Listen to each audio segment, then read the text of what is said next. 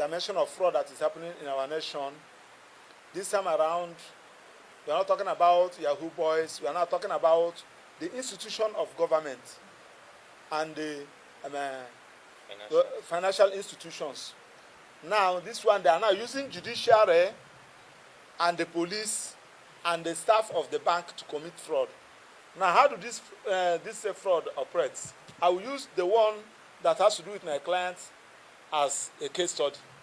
If you have money in your account, and probably somebody paid money into your account, probably the person purchased property from you, you people did everything, he paid you, the person can go back to police, telling police that he mistakenly paid the money into your account.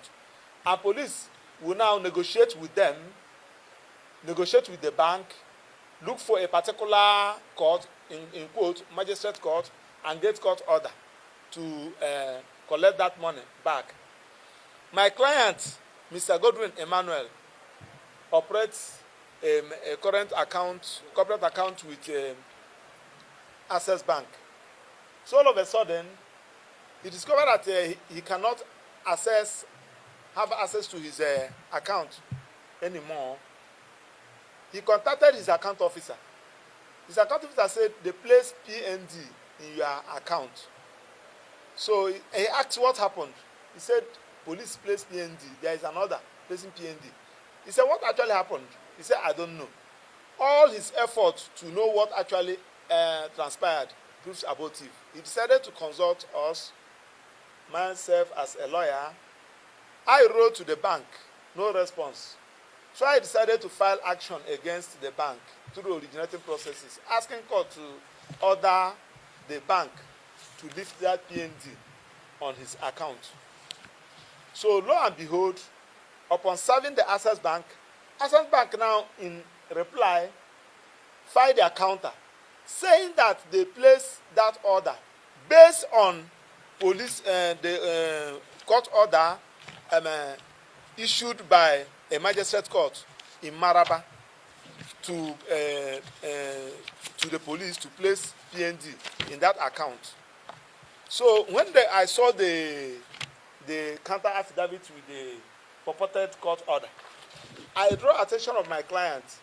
So when we carefully review the order, we discover that the account number which they use to place the PND is not our client's account number. That one is the first one.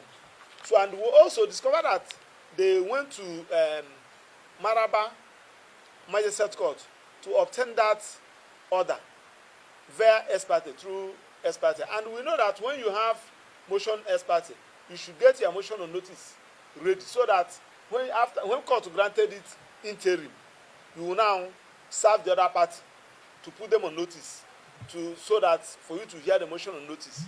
But that they never did. They obtained the purported court order on the 2nd of June. So when we received it, we now approach the court with a motion on notice. We serve the Access Bank, we serve the police. So when we went to the court, we argue our case. They were not in court. They did not file any counter. So after looking at our affidavits and our written submission, court and discovered that our affidavit was not challenged in any way, court set aside that order and ordered Access Bank to allow our client to have access to his account. That was on the 2nd day of November.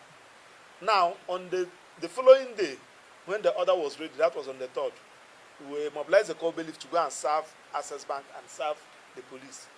After serving Access Bank refused to comply with that order. So all our effort proves abortive, to an extent that I have to put a call to the lawyer representing them. So the lawyer said that I should send the order to him, which I did. He said that he has advised them. So we are looking for a way to commence contempt proceedings against the manager of Access Bank. So reaching on the 6th, our client now told me that they have lifted the PND and moved out to 20 million naira from his account. So I said, what happened? I now contacted their lawyer again. Then I said, am I sure? I said, yes. Even my client has even shown me the transaction. He said, when there was a 20 million naira removed, I said it was removed on that day. That particular day, they lifted the PNG. So now we now discovered that these are syndicates. So when we served them that court order on the 3rd of November, the bank now started notify the police that look at it, so that the police should go and get another court order. So we learned that they moved around magistrate, all the magistrates in FCT here, and some other magistrate courts. Nobody agreed to give them. They now went to Masaka Magistrate Court and bargained with the magistrates. And the magistrate now gave them the order. They did not disclose to the magistrate that there is a substantive suit. And the magistrate did not ask them, go and put these people on notice. The magistrate now gave them the order that they should remove that 20 million naira from our client's account. Now, upon receiving the order, Access Bank, being a party in the crime, complied immediately with the order, because that order was got on the 6th of November, and they complied with it immediately on that 6th. So they pulled out the 20 million naira. Now, what we are now hearing, though we have not confirmed, that is where the investigative journalism will now come in, because we have written a letter to ICPC, to ESCC, to CBN, to Attorney General Federation, to CJ Nasarawa State, to Chief Registrar Nasarawa State, to Director of Magistrates Nasarawa. We are written to all and sundry, asking them to investigate this matter. That 20 million naira that left, to which account, who are the beneficiary?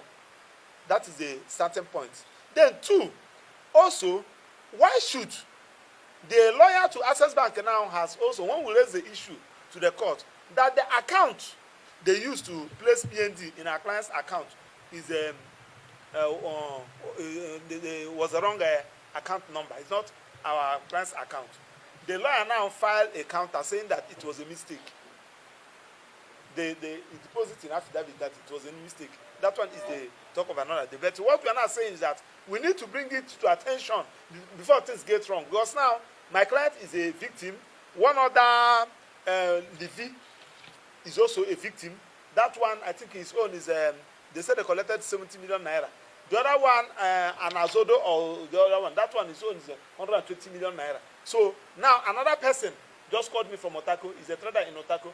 His own, same thing. His own is also going on now. So this is what they are doing in the bank now, using police. Now we have also, what information we got is that when a police officer was confronted, he said that IG sent him.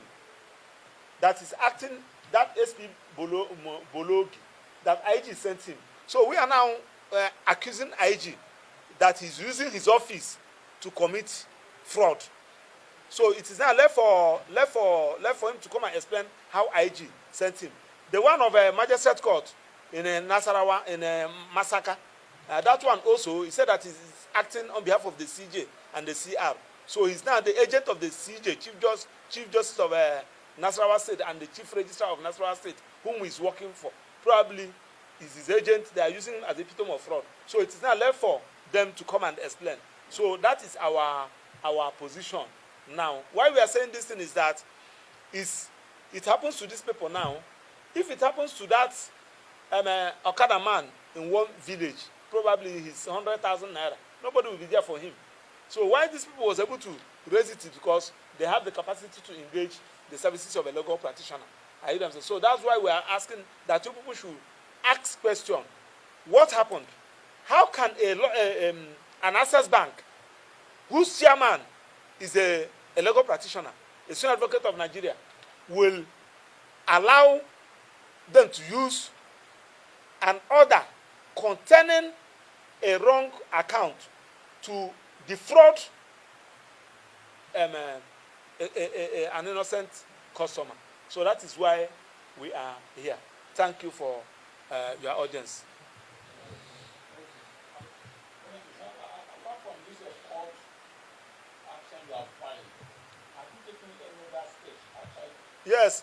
As we are, the dispatch is on his way now. You have written to ICPC, we have written to EFCC, we have written to CBN, the Director of Banking Supervision of CBN, we have written to CJ. I hear them saying CJ because we are now accusing the CJ, Nasarawa State, and the Chief Registrar, Nasarawa State, and the Director of Magistrate, Nasarawa State, for them to come and tell Nigerians how they are using the magistrate in massacre to be committing fraud. So we have also written to Minister for Police Affairs and the Chairman Police Service Commission and the House Committee Chairman on the Police Affairs and Senate Committee Chairman on Police Affairs for them to investigate this particular SP Bologi Abudulai. I hear them say so. Whose phone number is also in this order. So let him come and tell the world how somebody that wrote how he used somebody's account number to defraud another person. So that is, even if you are investigating a matter, investigation means that you notify the other person that there is a petition against you. Give him fair hearing. What happened? He will explain his own side of the story.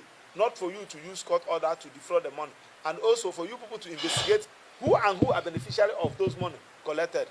So that is where that is the position. That's the step we have taken.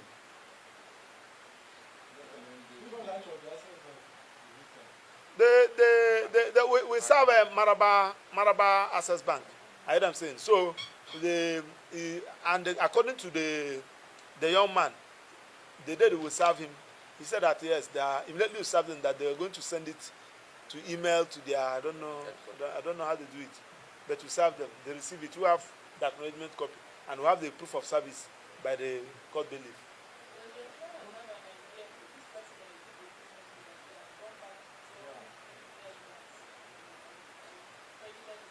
We are just seeing it from the affidavit. They just having the affidavit this early morning.